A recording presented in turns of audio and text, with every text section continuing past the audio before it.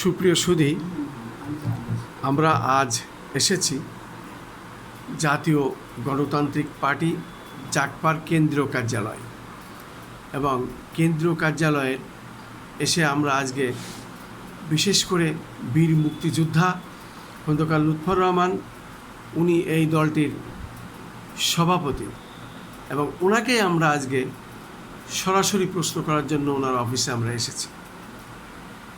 আমার প্রথম প্রশ্ন আপনার কাছে, আজকে বাংলাদেশের সমস্ত জাতীয় দৈনিকে শিরোনাম এসেছে আমাদের মাননীয় প্রধানমন্ত্রী জনাব তারেক রহমান আমেরিকার স্বাধীনতা দিবসে উনি চিঠি পাঠিয়েছেন, শুভেচ্ছা জানিয়েছেন।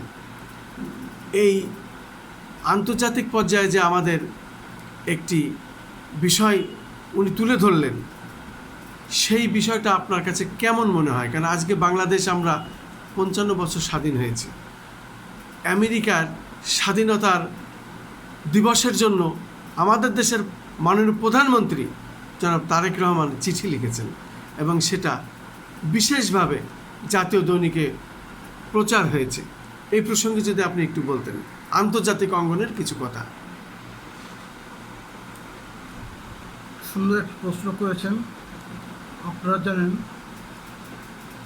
আমাদের দেশনেত্রী বেগম খালেদা জিয়া একটি কথা বলেছেন, বিশ্বের সব আমাদের বন্ধু আছে কিন্তু প্রভু নেই। আমরা মনে করি বিশ্বের যে যারা আছেন, বিশ্বের মানচিত্রে যে সমস্ত দেশ, সবার সঙ্গে আমরা বন্ধুত্ব কামনা করি, বন্ধুত্ব হিসেবে আমরা চলতে চাই। তেমনি আমেরিকা একটি দেশ পরাশক্তি বটে এবং তারাও সারা বিশ্বে তাদের পদচারণা ভিতর দিয়ে তাদের অনেক কিছু তারা সেখানে তাদের সেই অবস্থানটা তৈরি করে থাকে।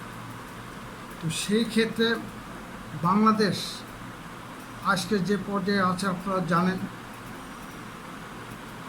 অনেকে অনেক কিছু বোধ করে, কিন্তু এখানে সেই দৃষ্টির লক্ষ্য রেখে আমাদের মহামান্য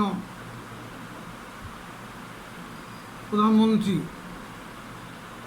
উনি যে কাজটি করেছেন বা করে যাচ্ছেন, সেটা বিশ্বের মানচিত্রে নতুন একটি পর্যায় তৈরি হচ্ছে, একটি আলোড়নও সৃষ্টি করছে বলে আমি মনে করি। আপনি জানেন কিছুদিন আগে এই মালয়েশিয়া সফর, চীন সফর, এর ভিতর দিয়েই উনি জানান দিয়েছে সকলের সঙ্গে আমরা বন্ধুত্ব চাই, বন্ধুত্ব বিষয়ে আমরা সবার সঙ্গে আমরা কাজকর্ম করতে চাই। ঠিক সেই মুহূর্তে আজকে যে আমেরিকার আজকে প্রতিষ্ঠাবার্ষিকী, সেখানে আমাদের প্রধানমন্ত্রী যে বাণী দিয়েছে বা চিঠি দিয়েছেন, এটা সময়ের উপযোগী এবং তার দেশের সবচেয়ে গুরুত্বপূর্ণ ভূমিকা পালন করছে বলে আমি মনে করি।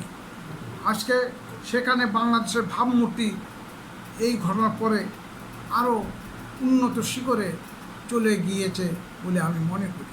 আপনারা জানেন 30 দিন আগে মহান চীনে যেও উনি সবার সঙ্গে দেখা করেছেন, সেখানেও তিনি বলেছেন সকলের সঙ্গে আমরা বন্ধুত্ব চাই, আপনারা সবাই আসুন আমাদের বাংলাদেশে এসে ওরা পুঁজি বিনিয়োগ করুন, ব্যবসা বাণিজ্যে আমরা সুযোগ করে দেব, আসুন এই দেশের জনগণ আপনাদের বন্ধু হিসেবে পেতে চায়। এই যে কথা, এটা বলার পরে মালয়েশিয়া থেকে আপনি কী হয়েছে, সেখানেও দেখা গেল সেখানকার সরকার তারা বাংলাদেশের এই আমাদের প্রধানমন্ত্রীর ভূমিকাকে তারা এত সুন্দরভাবে তারা গ্রহণ করেছে যে বাংলাদেশে তারা পুঁজি বিনিয়োগ করবে, বাংলাদেশ থেকে তারা এখান থেকে আমাদের যে মানব শক্তি এই জিনিসটা তারা এই শ্রমটাকেও তারা নিয়ে যেতে চায়। তেমনিভাবে চীনও সেই জিনিসটি করছে, চীনও চায়। আমেরিকার যে আজকে প্রতিষ্ঠা বার্ষিকী, সেখানে চিঠি দেওয়া, তারপর শুভেচ্ছা জানানো, এটা বাংলাদেশের একটা উদারনীতির একটা উদাহরণ সৃষ্টি করছে বলে মনে করি। সকল শক্তির সঙ্গে আমরা বন্ধুত্ব রাখতে চাই, বন্ধুত্ব নিয়ে আমরা চলতে চাই। কিন্তু কেউ যদি আমাদের বন্ধুত্বর আড়ালে আমাদের উপরে যদি তারা সেখানে কূটকৌশল, চাণক্য কূটকৌশল যদি চালানোর চেষ্টা করে, সেটাকে এই দেশের জনগণ মানবে না এবং ওই চক্রান্তকারীদের তারা প্রতিহত করবে। বিগত ফ্যাসিস্ট সরকারের আমলে আমাদের পররাষ্ট্রনীতি ছিল একেবারেই নিম্ন স্তরে। এই বিষয়ে যদি একটু আপনি বলতেন, নতজানু পররাষ্ট্রনীতি থেকে আমরা বেরিয়ে আসতে পারছি কিনা?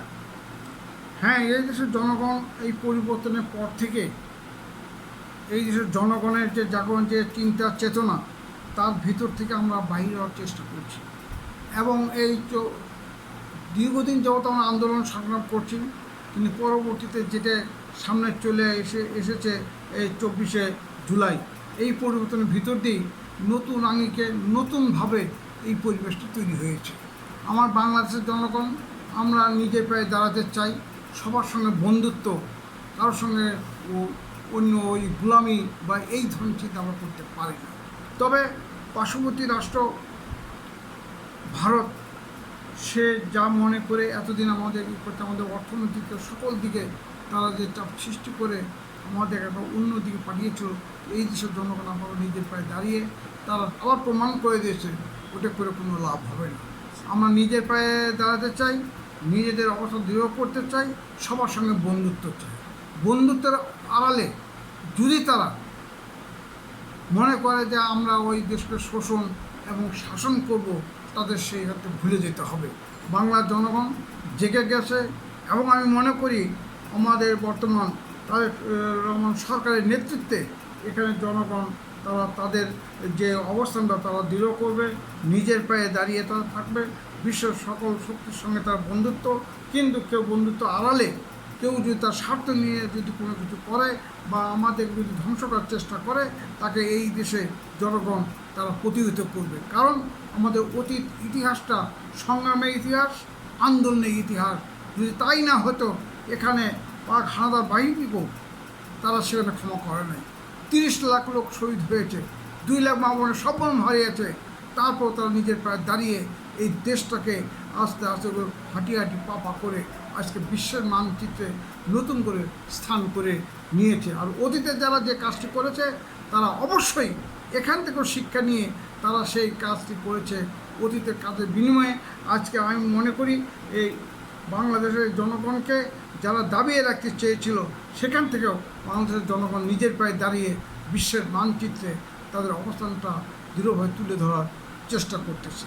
আমি মনে করি ওই ধারাবাহিকতার ভিতর দিয়ে আমাদের প্রধানমন্ত্রী তারেক রহমান, তার যে দেশত্ববোধ, তার যে পররাষ্ট্রনীতি, নতজানু পররাষ্ট্রনীতির থেকে আজকে বাহির হয়ে এসে নিজের দেশকে সমুজ্জ্বল করার যে চেষ্টা, প্রাণান্ত চেষ্টা চালিয়ে যাচ্ছে। আমি মনে করি অল্প সময়ের ভিতরেই বাংলাদেশ তার যে নতুন করে যে পরিচিতি, যে আমরা সাহসের জাত, আমরা যুদ্ধের জাতি, আমরা হচ্ছে শত্রুকে মোকাবেলা করার যে জাতি, যে শপথ, সেটা তারা নিয়ে এগিয়ে যেতে পারে বলে আমি মনে করি। আপনাকে অনেক অনেক ধন্যবাদ আমাদের চ্যানেলগুলির পক্ষ থেকে এই সংক্ষিপ্ত সাক্ষাৎ দেওয়ার জন্য এবং আমাদের সময় দেওয়ার জন্য। ধন্যবাদ।